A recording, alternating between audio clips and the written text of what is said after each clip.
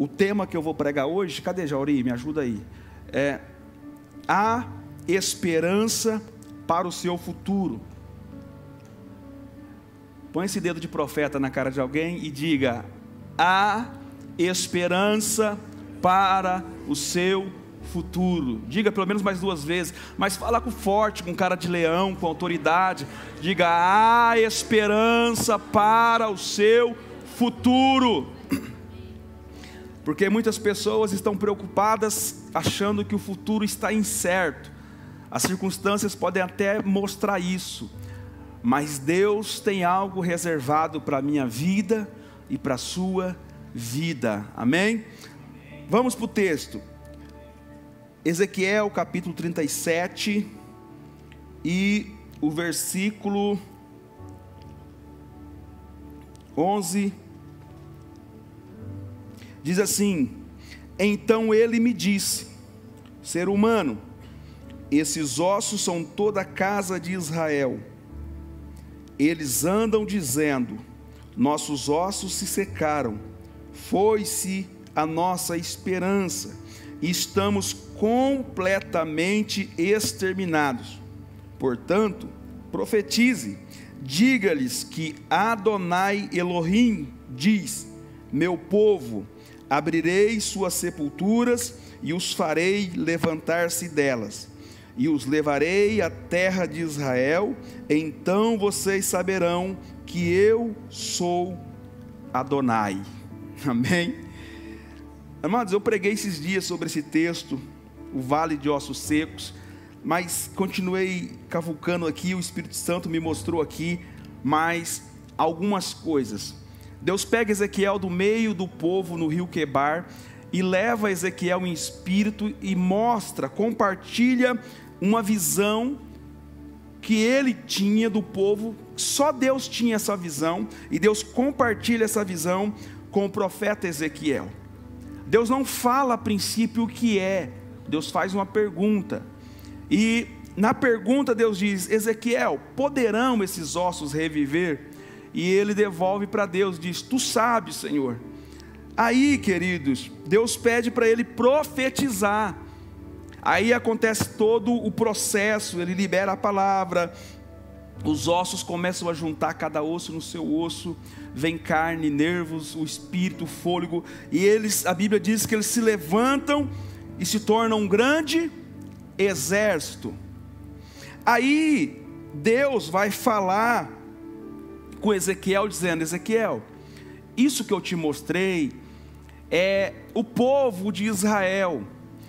Eles andam dizendo, olha, Deus está falando, eles andam dizendo: acabou, secaram-se os nossos ossos, foi-se a nossa esperança, estamos completamente exterminados. Eles estão dizendo isso. Uma coisa é quando alguém desiste de você, outra coisa é quando você mesmo desiste de você. É diferente, sim ou não? Quando alguém não acredita mais em você, quando alguém desiste de você, você deve conhecer alguém, é provável que tenha aqui que os pais desistiram de você, que os amigos desistiram, talvez um líder desistiu de você. Não é tão difícil encontrar alguém hoje no culto que, se perguntasse, falaria: não, pastor, eu fui esquecido por algumas pessoas, muitos não acreditavam em mim, não acreditam até hoje. Outra coisa é você olhar para você e dizer: eu não acredito mais, para mim não tem mais jeito. E aqui não são, pastor Rodrigo, as pessoas que estão dizendo: olha, para o povo, vocês não tem mais, acabou para vocês. Não, é o povo que está olhando para eles mesmos e estão dizendo: acabou a esperança, secaram-se os nossos ossos, nós estamos parcialmente perdidos. Não, eles dizem: nós estamos completamente exterminados, ou seja, não há mais esperança para nós. Então o versículo diz: eles andam dizendo. Você sabia que Deus anda ouvindo o que você anda dizendo? Eu vou repetir: você sabia que Deus anda ouvindo o que você anda dizendo? Aí tem umas pessoas que chegam aqui e dizem assim: pastor, o senhor estava lá em casa hoje? Pastor, o senhor estava no quarto com a gente? Eu não, mas Deus estava. e tudo que eu e você falamos ou pensamos, Deus está ouvindo. E Deus diz, ó, eles andam dizendo. Se eles andavam dizendo, Deus andava ouvindo o que eles estavam dizendo. E enquanto eles diziam, não há esperança, acabou tudo, em algum lugar Deus estava reunido com o profeta, preparando o futuro para eles. Porque eles mesmos desistiram deles, mas Deus ainda não havia desistido deles. Uma coisa é as pessoas desistir de mim e de você, outra coisa é você desistir de você mesmo, outra coisa é Deus desistir de alguém. E aqui eles já haviam desistido de tudo, mas Deus ainda tinha um plano, um projeto na vida deles. Enquanto eles lamentavam, murmuravam e diziam, não há mais esperança, Deus estava reunido em algum lugar com um profeta, preparando o futuro de esperança para esse povo. Deus mostra a ferida, mas também mostra a cura. Eu tenho dificuldade com alguns profetas ou pregadores que só mostra a dor, só mostra a ferida. Irmãos, não pode ser um representante de Deus, porque Deus nunca vai mostrar um problema se não mostrar também a solução. Todas as vezes que alguém fala assim, ó, Deus me mostrou um problema na sua vida, Deus me mostrou uma ferida na sua vida, você já pergunta logo, e aí, qual é a solução? Não, Deus não me deu a solução, só mostrou a ferida. Então você fala, então não é de Deus, porque o meu Deus, Ele mostra a ferida, mas Ele também mostra a cura. Ele mostra o problema, mas Ele mostra também a solução, porque Ele mostra para Ezequiel, diz, olha, a situação deles é essa, muito complicada, mas eu tenho a solução, Ezequiel. Deus mostra o vale de ossos secos, todo separado, mas depois Deus mostra todo o povo de pé, com vida, um grande exército. Então Ezequiel vê os dois lados, ele vê o povo seco, ossos separados. Se você for ver, tem uma ligação com Jeremias 18, onde Deus leva Jeremias à casa do oleiro, mostra o vaso que está nas mãos de Deus. O vaso, ele se quebra, ele não aguenta o processo, ele se quebra. Deus não descarta o barro, Deus pega o barro, amassa e faz dele um novo barro para a glória do seu nome. O barro quebrou, mas quebrou na mão de quem? Do oleiro. O vaso quebrou na mão do oleiro. Então o oleiro pega o vaso, recomeça o processo e faz dele um vaso melhor do que estava sendo antes. Deus está mostrando isso para Jeremias, Deus está mostrando isso para Ezequiel, que o povo, embora o povo estivesse desanimado, cabisbaixo, não acreditando mais, e você vai ver que a palavra para Deus aqui é Elohim, o Deus que cria, é o que aparece no início de Gênesis, Elohim, o Deus criador, o Deus que cria todas as coisas. É isso que está sendo usado aqui no texto, a palavra hebraica, Elohim. Todas as vezes que você encontra essa palavra na Bíblia, está falando do Deus criador, o Deus que cria todas as coisas. E aqui Deus está mostrando para Ezequiel, dizendo, olha, eles não acreditam mais neles mesmos, mas eu acredito, vou tirar eles da sepultura, vou levar eles de volta para a terra, ou seja, vou levar de volta para o propósito, vou levar de volta para a promessa, eles vão se levantar em um grande exército, e eles saberão que eu sou o Adonai, eu sou o Deus da vida deles.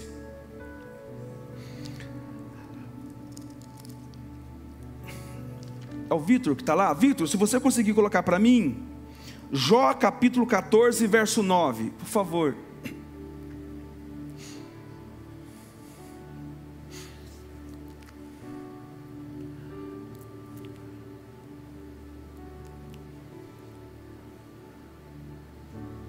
Volta um pouquinho para mim, um pouco mais. Aí, obrigado. Porque há esperança para a árvore que, se for cortada, ainda assim se renovará, e não cessarão os seus renovos. Se envelhecer na terra a sua raiz, e o seu tronco morrer no pó, ao cheiro das águas brotará, e dará ramos como uma planta.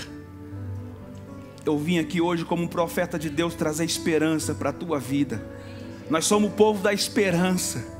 Nós somos o povo do Evangelho. A palavra Evangelho quer dizer boas notícias, boas novas, sabe? No meio de um cenário de morte, eu vim dizer para você sobre vida. Eu vim falar para você sobre o Deus que pode criar todas as coisas. Enquanto você conversa em algum lugar sobre a situação que você está vivendo nesse exato momento, em algum lugar desse mundo, dos céus ou da terra, Deus está reunido com alguém, falando de você. Ah, querido, irmãos, Deus estava reunido em algum lugar no mundo espiritual com Ezequiel, falando acerca do povo. Deus diz: eu sei os pensamentos que eu tenho acerca de vós. São pensamentos bons, de paz e de prosperidade, para dar o futuro que eu quero para vocês. Irmãos, Deus conhece os meus pensamentos, Deus conhece os seus pensamentos, Deus conhece os meus sonhos, Deus conhece os teus sonhos. Você deve estar vendo esse microfone, deve falar: o pastor está chique hoje. Irmãos, há 7 anos eu comecei a sonhar com esse microfone. 7 anos. Na época eu fui fazer um orçamento, e aí o rapaz disse assim: por causa do negócio da variação do dólar, 8 mil reais eu consigo fazer para você. Eu não deixei de sonhar, mas estava fora da minha realidade. Nunca deixei de sonhar. Talvez você diga: pastor, mas o senhor sonha pequeno, né? Irmãos, para mim é uma ferramenta muito boa, que eu sempre sonhei. E o Edson, sempre compartilhei com o Edson. Nunca deixei de falar com algumas pessoas sobre esse sonho. Sempre falando. Deus, diga assim: Deus usa pessoas para abençoar pessoas. Aí o Juliano da Guitar Music, ele disse assim: pastor Elias, eu conheço um pastor que tem um microfone semelhante ao que o senhor quer e ele não está usando. Eu disse: quem é o pastor? Ele disse: pastor André da Lagoinha, Quadrangular Lagoinha. Falei: beleza. Aí eu entrei em contato com um amigo meu que é muito amigo do pastor André e congrega lá. Falei: fiquei sabendo que o pastor André tem um microfone assim, assim, assim, assim. Ele falou: vou dar uma pesquisada, vou sondar a terra. Mandou recado no outro dia e disse: tem sim, o pastor tem um microfone. Eu falei: vê quantos que ele quer no microfone, já que ele não está usando, está guardado. Vê quantos que ele quer no microfone. Aí fui num culto lá, esse amigo meu entregou o microfone e disse: falta alguns ajustes, falta algumas coisas. O pastor André pediu para você ver primeiro como que vai ficar isso aí, depois ele fala o preço do microfone. Fui lá com o Juliano, o Edson me ajudou, me auxiliou, tal. Quando estava tudo decidido, mandei o recado para ele. Falei: fala para o pastor Marcelo agora, falar o pastor André agora, falar o valor do microfone. Aí disse assim: o pastor André falou que é um presente dele para a sua vida.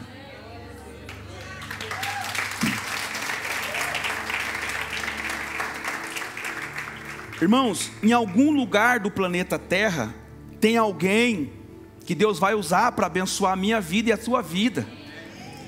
Em algum lugar, Deus vai usar alguém para realizar o meu e o teu sonho, o seu e o meu projeto. Sabe, Deus é um Deus que conecta todas as coisas, que conecta pessoas. Vai vir da onde você menos espera, vai vir da onde você menos imagina. Deus está reunido com Ezequiel, olhando para a terra e dizendo: olha lá o meu povo, anda desanimado, cabisbaixo. Aqui não tem, em Ribeirão Preto, na Manassés, não tem ninguém. Mas lá Deus estava falando, dizendo: olha, está seco, sem esperança. Mas Ezequiel, libera uma palavra. Esse povo ainda vai viver muito. Esse povo vai ter casa. Esse povo vai voltar para Jerusalém. Vai reconstruir os muros, vai reconstruir a cidade, vai reconstruir o templo. E a glória da última casa será maior do que a glória da primeira casa.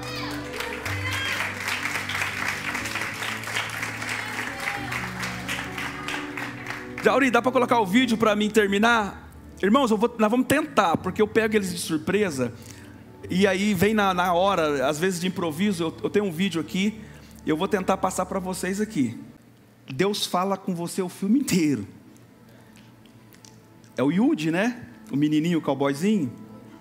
Woody, inclusive eu estou sabendo aí de primeira mão que na festa fantasia vai ter alguém do menino aí. É porque você vai ficar sabendo, você não ir também, porque senão vai dar 2 lá. Irmãos, o tempo todo esse menino tenta ajudar as pessoas, os outros brinquedos, entendeu? Se fazer eles se sentirem bem.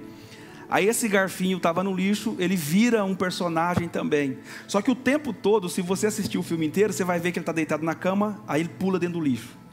Aí o cowboyzinho vai lá, tira do lixo. A hora que ele vê, ele está dentro do lixo de novo. Ele se sente um lixo e ele tenta fazer o cowboyzinho também se sentir um lixo. Você conhece alguém assim? Não fala. Que tenta fazer a gente se sentir ruim o tempo todo. Que tenta jogar a gente para baixo o tempo todo. Você conhece alguém? É alguém longe, assim, muito distante, ou é alguém próximo de você, algum parente, alguém do seu ciclo de amizade? Não, eu não dei certo, você também não vai dar não. Eu não consegui, você também não vai conseguir não. Você sonha alto demais. Você viu o que ele diz? Você é igual a mim, eu sou lixo, você também é lixo. E o cowboyzinho não aceitou. O cowboyzinho ressignificou ele, e no final, até falei para minha esposa, eu acho que vai sair o terceiro aí, porque ele tem que ser o garfo agora, porque ele viveu o tempo todo como se fosse ainda o lixo, descartável. Agora, os jovens estão torcendo para sair ali. Agora, ele precisa fazer o filme com ele aceitando a identidade dele nova, de ser um personagem, um brinquedo, e fazer parte da vida daquela menina. É um filme, mas se você assistir com esse olhar, você vai ver que é a nossa vida real. Queridos, eu vim aqui hoje, em nome de Jesus, trazer esperança para todas as áreas da tua vida. Para dizer para você, como disse o pastor Eduardo, o Deus que começou a boa obra, Ele é fiel para completá-la até o fim. Não importa se está seco, sequíssimo, Deus está reunido em algum lugar, seja com um homem, um profeta ou com uma profetisa. Deus poderia fazer sozinho, mas Ele compartilha comigo e com você, Ele nos dá o privilégio.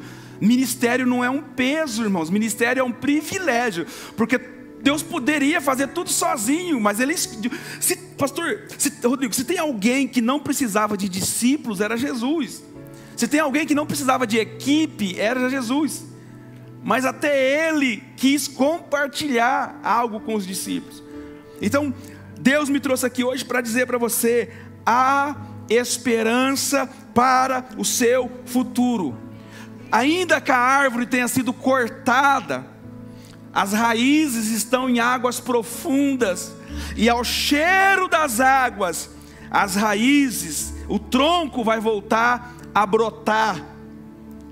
Eu não sei quem teve a oportunidade de ir naquela chácara, quando aquela árvore da frente ali estava toda seca, não tinha uma folha.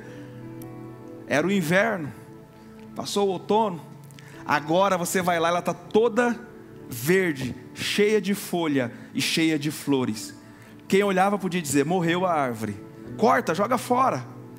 Não, é a estação que ela está passando.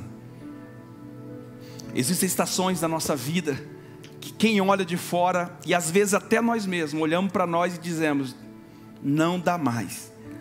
Mas tem um Deus todo-poderoso no céu olhando para mim e para você, dizendo: eu ainda acredito em você, eu ainda acredito no teu ministério.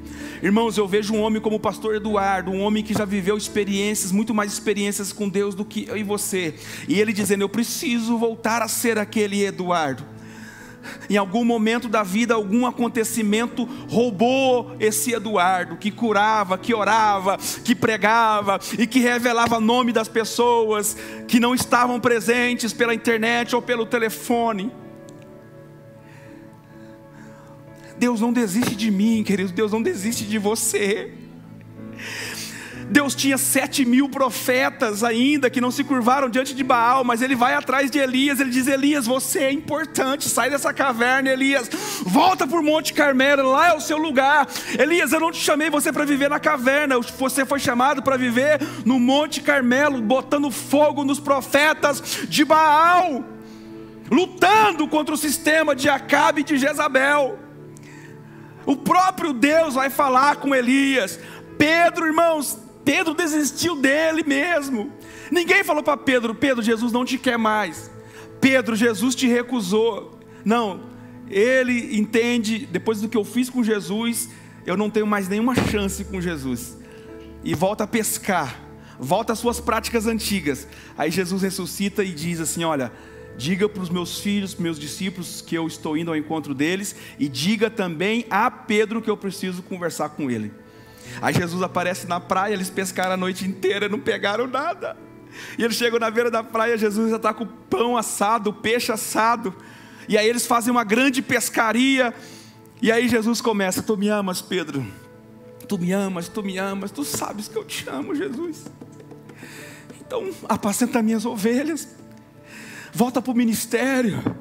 Você desistiu de você, mas eu não desisti de você, Pedro. Irmãos, aí Jesus levanta Pedro. Pedro fica no cenáculo orando junto com os outros, com aproximadamente 120, como disse o pastor Fernando, 10 dias orando e dizendo: vem Espírito Santo, vem, nós estamos te esperando. Jesus prometeu e disse que o Senhor viria, o Consolador, aquele que intercede por nós com gemidos inexprimíveis. E eles não saíam de lá, eles ficaram ali, esperando, orando, buscando. E a Bíblia diz que de repente, o barulho como de um som veemente, impetuoso, encheu toda a casa que estavam assentados. E alguns foram cheios do Espírito Santo. Alguns foram cheios do Espírito Santo. Todos foram cheios do Espírito Santo naquele dia, naquele momento. Aquele movimento atraiu milhares de pessoas, porque Jerusalém estava em festa, era Pentecostes. A multidão foi atraída por aquele movimento, e quando a multidão viu aquilo, começaram a zombar e dizer: tão bêbados, tão cheios de moço, tão embriagados. Irmãos, todos os discípulos, com exceção de Judas, estavam ali. Mas quem foi que levantou? Um teve coragem de se colocar de pé e dizer: ei, peraí, não tem ninguém bêbado aqui não. Não tem ninguém embriagado aqui não. Não tem meninice aqui não. Isso aí é o que disse o profeta Joel no capítulo 2, verso 28. E nos últimos dias eu derramarei do meu espírito sobre toda a carne.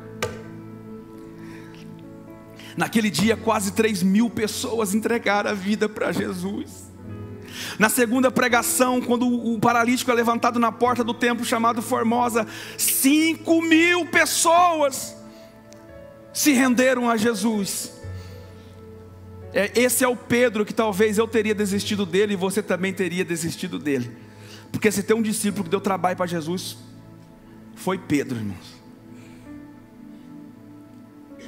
Mas aí Jesus acreditou nele, assim como acredita em mim e em você.